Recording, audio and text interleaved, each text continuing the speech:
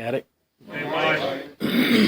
Excuse me. I was thinking of, I saw a commercial. It wasn't really a commercial, it was a TV show, and this dude was in the TV show. You know, a lot of movies these days, people are in 12-step programs anyway. It was some kind of, I think this one was SA or whatever, Sex Anonymous, Sex Addicts Anonymous or something like that. I had already been asked to do the topic, and I got to thinking about when I was watching these people that they needed some kind of balance in their life, you know. And I got to thinking that would be the topic. And the reason I led off from the movie that I saw is because the first part of in the book that talks about needing balance talks about a couple of extremes, and in the book it does a great job to me to help me see what kind of balance I need by helping me relate to the extremes that I can go to. And the book clearly always says that we're an extreme example of self-will run riot. As a matter of fact, in the original manuscript, it said we're the most extreme example that could be found of self-will run riot. On 69, it talks about some people would give us no flavor for our fare, and some would have us on a straight pepper diet. Now, of course, it's talking about sex, but he's talking about two extremes. And what is he talking about? One guy is just the missionary man, and the other guy is whips and chains and Great Danes. You know, I mean, he's gone too far.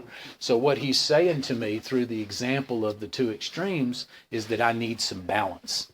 And there's other examples in the book that tell me how I need balance by giving me examples of extremes. And again, a topic like this is not to discern and try to pinpoint what balance is, but the path to balance is finding out and being absolutely certain what it is not. And that's what these examples do for me. They help me to do that. A couple of more examples is in the book In a Family Afterward, where it talks about two specific examples on 126 and 128. 126 is a guy who comes in, and he comes in the program, and all he does is go to work. See, his family's sitting at the house, but all he's doing is going to work, and he's trying to rekindle and recapture his financial losses. And of course, the story goes on that his life is lopsided because don't have any balance. He's only working. He's not worrying about his sobriety. He's not going to meetings. Of course, this guy, it doesn't end well. And what that's telling me is that I need to try to financially recoup, but I also need to incorporate these things, or that won't last long. The next example is going to be the guy on 128 he gets home and he sits down and prays all the time. That's all this guy's doing. And his wife and family's looking at him, and he said, "You better get my brand of spirituality. Well, there's yet time," you know, and they think Father's a bit balmy, it says. So basically what that example is it's important to pray, but I also need to do other things. I think both of those examples together would be a great example of what balance would be. I need some of both of those, but I don't need all of each of those. That's a couple of good examples of balance. Another one of balance that I always use is and it's very clear, is it talks about the grouch and the brainstorm is not for us. Maybe some of y'all will remember that's in the book. And I used to think that a brainstorm was like a good thing. If you had a brainstorm, it was like a great idea, right? That's what I was brought up to understand it to be. But as always, if I really want to understand what Bill W. was trying to get across to me, I need to understand what some of these words are, and that word brainstorm is a very great example, because when you look up in a 1936 dictionary, which you can, a brainstorm is a fit of anger, right? So all of a sudden, the example of the extremes is clear again. A grouch is somebody who turns everything inward and doesn't have an outlet for anything, and he's a pressure cooker, right? He just sits there and seethes. And even in the 12 and 12, I think it says silent or sullen, silent scorn is not for us, or something like that. But then a brainstorm is I bust out over a trifle and start breaking shit without even thinking. So that example is one of two extremes that helps me to hone in on what balance is, not from understanding what balance is and trying to put that in a box, but understanding the extremes that I'm to avoid. And by doing that avoidance, I end up with balance. You see how simple it can be. The last example that comes to my mind is going to be the part on 83 where it talks about, that's where the promises are, and it talks about we're to be tactful, sensible, considerate, and humble without being servile or scraping. We're children of God. We don't crawl before anyone. So what that example is of two extremes, isn't it? Servile or scraping. Now, servile is somebody who's constantly in a subordination mode. No matter what you do to them, they turn the other cheek and they just let you do them any old kind of fucking way. And I think a lot of people mistake that type of way of being with being humble. I'm just supposed to be okay with everything. And we all know that acceptance and Paulo and that whole story was not based on being okay with everything. It was using acceptance as a springboard to move on from there and find out what I stand for.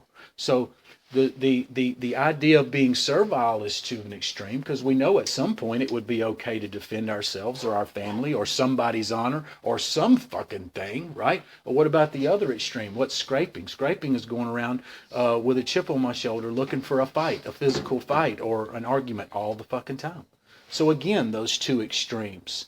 So those two extremes give me a great example through extremes of what balance could be. I'm not to be servile all the time. I don't have to crawl before everyone, nor do I have to go looking for a problem with everyone. And I think that that can be a fine line for us, because as any of these things in the book, a very clever alcoholic can wiggle his way out or find some sort of justification.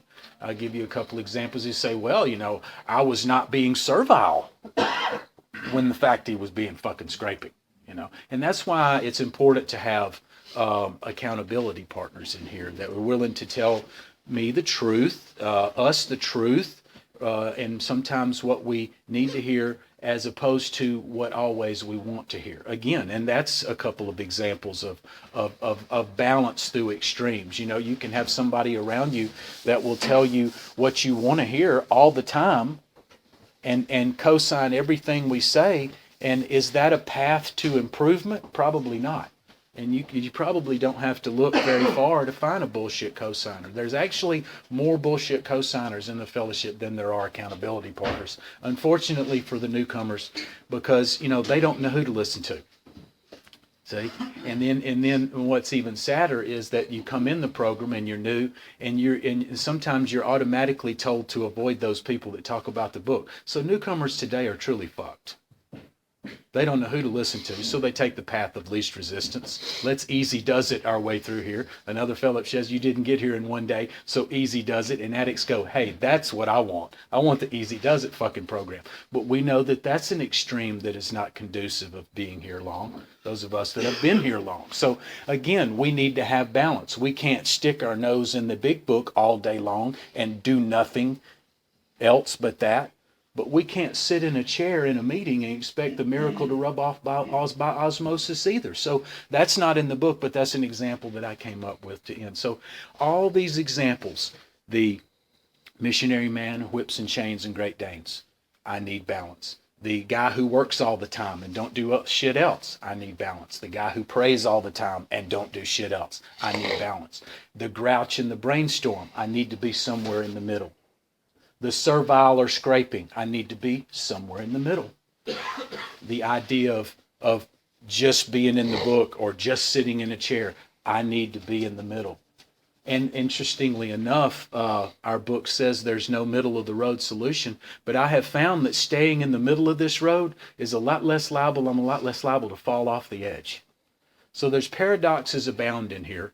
And, so that's going to be the topic. I put just a little bit of thought into it. I had about 5 or 10 minutes to prepare, but it took 2 decades to be able to spit all that shit out. So I know that I've dispensed a lot of information, and it was probably too fast and too much, which is generally characteristic of how I fucking operate. I think I've communicated, and everybody's going, fuck, I lost him at the goddamn 3-minute mark. But the thing about it is, that's why I always do a recap at the end. So I recapped everything I said up to this point, so it can be fresh in your mind what we're talking about. So balance is the topic, And I've run out of my 5 minutes. Actually, I've gone double that. So I've had a spiritual awakening as the result of these steps, and I'll pass.